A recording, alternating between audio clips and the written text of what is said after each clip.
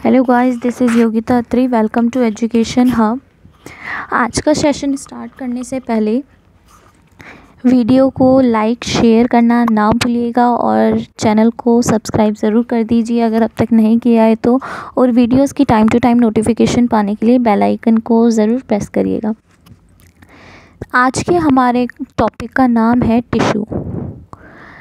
Basically tissue को समझने से पहले हमें ये पता होना चाहिए कि सेल क्या है, और सेल को मैंने अच्छे से पढ़ा रखा है अपनी प्रीवियस वीडियोस में, तो आप देख सकते हैं वो वीडियो। आज का टॉपिक स्टार्ट करते हैं हम। जब हम टिश्यू को सुनते हैं तो पहला क्वेश्चन ये राइज होता है कि व्हाट इज़ टिश्यू। तो टिश्यू बेसिकली एक ग्रुप है सेल का जो स्ट्रक्चर में सेम होगा और जो क्या करेगा, एक कॉमन फंक्शन परफॉर्म करेगा। मतलब सेल का ऐसा ग्रुप जो स्ट्रक्चरली सेम है और एक कॉमन फंक्शन परफॉर्म करता है, तो वो क्या हो गया, टिश्यू। जब हमने सेल चैप्टर पढ़ा था तब हमने उसमें समझा था कि प्लांट सेल और एनिमल सेल दोनों डिफरेंट होते हैं भाई, उनका शेप भी अलग होता है, ठीक है, उनके सेल ऑर्गेनल्स भी अलग अलग होते हैं और स्ट्रक्चर भी अलग होता है। तो जब सेल ही अलग है प्लांट और एनिमल में, जब सेल ही अलग है तो प्लांट और एनिमल में टिश्यू भी अलग होंगे। क्योंकि टिश्यू है क्या बेसिकली भाई, सेल का ही तो ग्रुप है, तो सेल ही अलग है तो टिश्यू भी अलग होंगे। तो प्लांट एंड एनिमल सेल अलग हैं, जिसकी वजह से प्लांट एंड एनिमल टिश्यू भी अलग है। अदर एग्जांपल हम ले सकते हैं कि भाई जो प्लांट है वो मूव तो कर सकते हैं, बट वो एक जगह से दूसरी जगह नहीं जा सकते। बट जो एनिमल है वो एक अपना स्थान चेंज कर सकते हैं, तो इसलिए भी हम कह सकते हैं कि जो टिश्यू है भाई अलग है प्लांट और एनिमल में। आई होप आप समझ गए होंगे। तो टिश्यू क्या है, बेसिकली एक ग्रुप है सेल का जो स्ट्रक्चरली सेम होते हैं और जो एक कॉमन फंक्शन परफॉर्म करेंगे। ठीक है भाई, आई सेल से बनी हुई है और वो सारे सेल क्या कर रहे हैं भाई, देखने का काम कर रहे हैं। नेक्स्ट सेल, अब जब हमने समझ लिया कि प्लांट और एनिमल टिश्यू अलग अलग है, तो सबसे पहले हम चैप्टर में प्लांट टिश्यू पढ़ेंगे। अब जो प्लांट है वो क्या करते हैं, वो ग्रो करते हैं।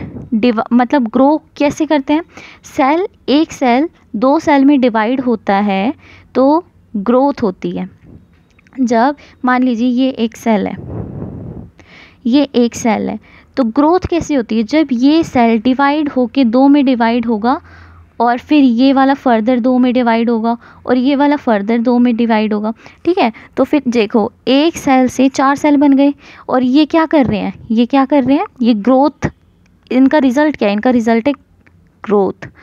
तो जो प्लांट टिश्यू है वो अपनी डिवाइड करने की एबिलिटी पर, मतलब बेसिस ऑन डिवीज़न एबिलिटी, तो डिवाइड करने की एबिलिटी के हिसाब से जो प्लांट टिश्यू है उन्हें 2 टाइप्स में बांटा गया है। First one is meristematic tissue and second one is permanent tissue. Meristematic tissue वो टिश्यू होते हैं प्लांट के अंदर जो ग्रोथ करते हैं, मतलब जो सेल डिवाइड हो जाते हैं वो सेल मिलके क्या बनाते हैं, मेरिस्टेमेटिक टिश्यू। और जो सेल, जिन सेलों के पास ये डिवीज़न पावर जो होती है, डिवाइड करने की जो क्षमता होती है, ये नहीं होती, वो क्या हो जाएंगे, वो हो जाएंगे आपके परमानेंट टिश्यू। ठीक है, तो मेरिस्टेमेटिक को एक लाइन में कैसे डिफाइन करेंगे, जिन टिश्यू के पास डिवाइड करने की एबिलिटी है तो वो मेरिस्टेमेटिक टिश्यू, और जिन टिश्यू के पास डिवाइड करने की एबिलिटी नहीं है वो कैसे टिश्यू हो जाएंगे, वो हो जाएंगे परमानेंट टिश्यू। अब मेरिस्टेमेटिक टिश्यू को फर्दर 3 पार्ट्स में डिवाइड किया गया है। मेरिस्टेमेटिक टिश्यू को फर्दर 3 पार्ट में डिवाइड किया गया है। किन आधार पर किया गया है, किन बेसिस पे किया गया है भाई, वो सेल प्रेजेंट कहाँ पे है, इनके आधार पर, वो टिश्यू प्रेजेंट कहाँ पे है, इसके आधार पर मेरिस्टेमेटिक टिश्यू को 3 टाइप में डिवाइड किया गया है। First one is apical meristem, second one is intercalary meristem और third one is lateral meristem. Got it. जो परमानेंट टिश्यू है, परमानेंट टिश्यू को 2 टाइप्स में डिवाइड किया गया है, simple permanent tissue and complex permanent tissue. Simple permanent tissue के further 3 types है, पैरेन्काइमा, कोलेन्काइमा, स्क्लेरेन्काइमा। और कॉम्प्लेक्स टिश्यू परमानेंट टिश्यू के फर्दर 2 पार्ट्स हैं, जाइलम एंड फ्लोएम। ठीक है, और ये दोनों क्या है, ये वस्कुलर बंडल्स हैं। हम आगे एक एक करके एक्सप्लेनेशन पढ़ेंगे इन सब की। तो पहला है हमारा मेरिस्टेमेटिक टिश्यू। अभी बताएं मेरिस्टेमेटिक टिश्यू क्या है? जिन टिश्यू के पास डिवाइड करने की एबिलिटी होती है, तो जिन टिश्यू के पास डिवाइड करने की एबिलिटी होगी तो वो क्या होंगे? आपके मेरिस्टेमेटिक टिश्यू। और जिनके पास नहीं होगी डिवाइड करने की एबिलिटी वो होंगे आपके परमानेंट टिश्यू। तो अब जब डिवाइड हो रहा है टिश्यू तो वो क्या रिजल्ट करेगा? वो रिजल्ट करेगा आपकी growth. Depending on the region where they are present they are classified as, अभी आपको बताया कि भाई जहाँ पे वो प्रेजेंट है, ठीक है, तो उस आधार पे जो मेरिस्टेमेटिक टिश्यू है उन्हें 3 पार्ट्स में डिवाइड किया गया है। First one is apical meristem, second one is intercalary and third one is lateral. Apical meristem present होगी आपकी ग्रोइंग टिप पर, ठीक है भाई, जो रूट है और स्टेम है। भाई प्लांट जब ग्रो करता है, जब छोटा प्लांट बड़ा होता है तो वो कहाँ से ग्रो करता है? भाई उसका एंडिंग पॉइंट, भाई ये टिप है, जैसे ये प्लांट है तो प्लांट की जो ये टिप है ये ग्रो करती है, और जो रूट है, जड़ें हैं, जड़े की भी क्या करेगी? मान लीजिए ये जड़ है तो जड़ों की भी टिप ग्रो करती है। तो जब ग्रोथ हो रही है हमारी स्टेम और रूट की टिप्स पर, तो वहाँ पे वो ग्रोथ किस टिश्यू की वजह से हो रही है? एपिकल मेरिस्टेम की वजह से, ठीक है। मान लीजिए जैसे ये आपको एक डायग्राम दे रखा है, ये आपका प्लांट है, ठीक है, ये आपका प्लांट है, और देखिए जो टिप है मतलब जो ऊपर एंडिंग पॉइंट है, इधर आपका एपिकल मेरिस्टेम प्रेजेंट है। जो आपका बीच में शूट वाला पोर्शन है, ठीक है, जो आपका बीच में शूट वाला पोर्शन है, इधर आपका इंटरकैलरी मेरिस्टेम प्रेजेंट है। और जो आपकी देखिए ये जो स्टेम है, स्टेम की विड्थ और जो रूट की विड्थ है वो किसकी वजह से हो रही है? वो आपकी लेटरल मेरिस्टेम की वजह से हो रही है, ठीक है। देखिए एपिकल मेरिस्टेम कहाँ पे प्रेजेंट होगा? आपका ग्रोइंग टिप पर, ठीक है, मतलब टिप पर प्रेजेंट होगा वो स्टेम और रूट की। इंटरकैलरी आपका प्रेजेंट होगा बेस ऑफ लीव्स, मतलब जहाँ से लीव्स निकल रही है वहाँ पे कौन सा टिश्यू प्रेजेंट होगा? Intercalary meristem. और ऐसे कौन से टिश्यू हैं जो स्टेम और रूट की विड्थ को, ठीक है, गिर्थ को कंट्रोल करेंगे? वो होंगे आपके लेटरल मेरिस्टेम। मतलब लेटरल मेरिस्टेम आपकी स्टेम और रूट की चौड़ाई को रेगुलेट करेंगे। देखिए ये आपको मेरिस्टेमेटिक टिश्यू दे रखा है, ये प्लांट है आपका, ये आपका प्लांट है, ठीक है, ये प्लांट है। प्लांट की देखिए ये रूट्स है, रूट्स की टिप्स पे कौन सा टिश्यू प्रेजेंट है? आपका एपिकल मेरिस्टेम, ठीक है। रूट्स की टिप पर भी वही प्रेजेंट होगा, और जो ये शूट है, ठीक है, ये शूट है ऊपर वाला पोर्शन, शूट का टिप है ये, और इस टिप पे भी कौन सा टिश्यू प्रेजेंट होगा? आपका एपिकल मेरिस्टेम। अब देखिए ये लीव्स है आपकी, लीव्स जहाँ से निकल रही होगी, ठीक है, लीव्स के बेस पर वो कौन सा टिश्यू प्रेजेंट होगा? Intercalary meristem. समझ गए आप? टिप्स पर एपिकल मेरिस्टेम, चाहे वो शूट की हो या फिर आपकी रूट की हो, और लीव्स के बेस पर आपका कौन सा? भाई लीव्स का जो बेस होता है उसे बोला जाता है नोड। तो नोड पे आपका इंटरकैलरी, टिप्स पे आपका एपिकल मेरिस्टेम, और विड्थ को कौन? भाई चौड़ाई को, विड्थ को, गिर्थ को, इसको कौन रेगुलेट करेगा? इसको रेगुलेट करेगा आपका लेटरल मेरिस्टेम। नेक्स्ट है आपका, भाई अभी आपने क्या पढ़ा? टिश्यू पढ़ा। टिश्यू क्या है? सेल का ऐसा ग्रुप है जो स्ट्रक्चरली सेम है और उनका फंक्शन भी सेम है। फिर हमने पढ़ा कि जो सबसे पहले प्लांट सेल और एनिमल सेल दोनों डिफरेंट होते हैं, जिनकी वजह से प्लांट टिश्यू और एनिमल टिश्यू भी डिफरेंट होते हैं। फिर हमने प्लांट टिश्यू पढ़ा। सबसे पहले प्लांट टिश्यू को डिवीज़न एबिलिटी के आधार पर 2 भागों में बांटा गया।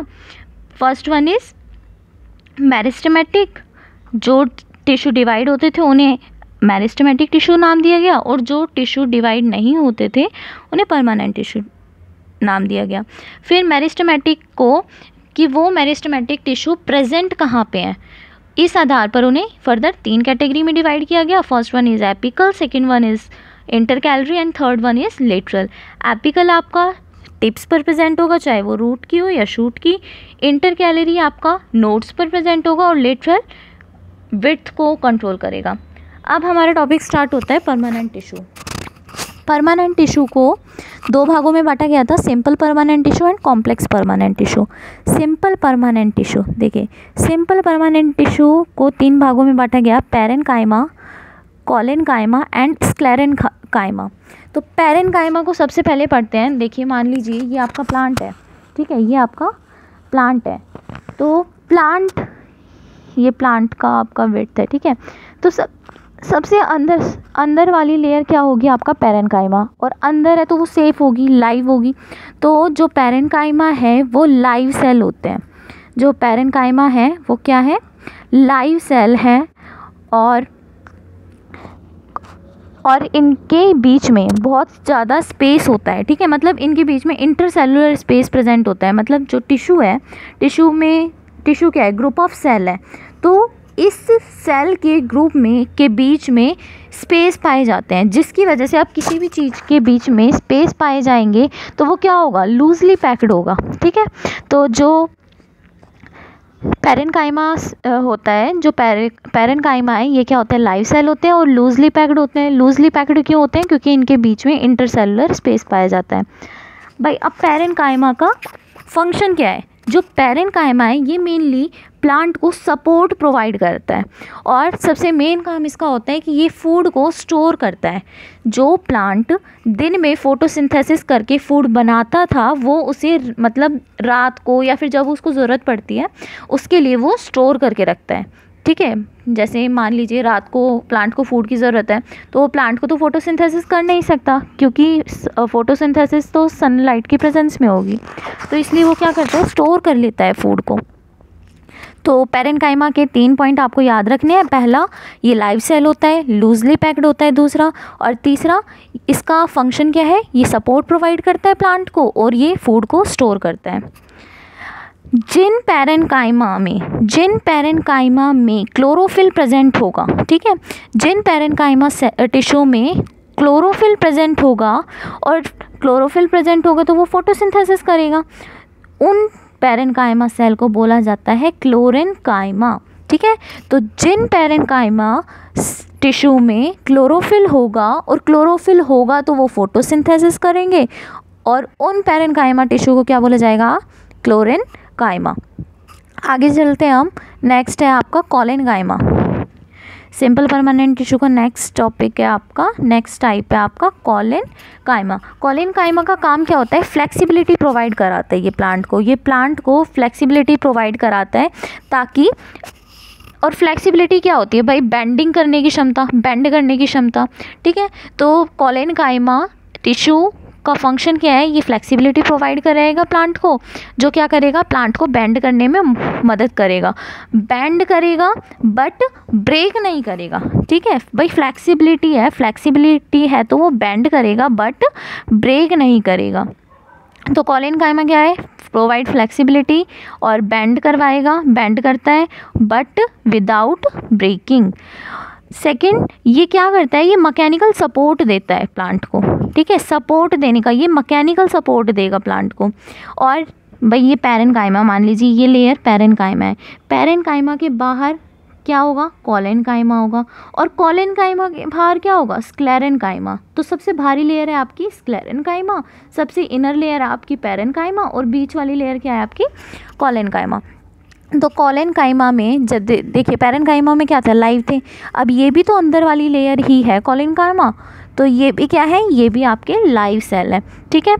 अब जो पैरेनकाइमा थे उसमें ज़्यादा स्पेस प्रेजेंट होता था, इन कोलेनकाइमा में उनके कंपैरिजन में थोड़ा कम स्पेस प्रेजेंट होगा, ठीक है। और कम स्पेस प्रेजेंट होगा तो ये लिटिल इंटरसेलुलर स्पेस होगा इनके बीच में, ठीक है, मतलब ना ज़्यादा टाइटली पैक्ड होंगे और ना ये ज़्यादा लूजली पैक्ड होंगे।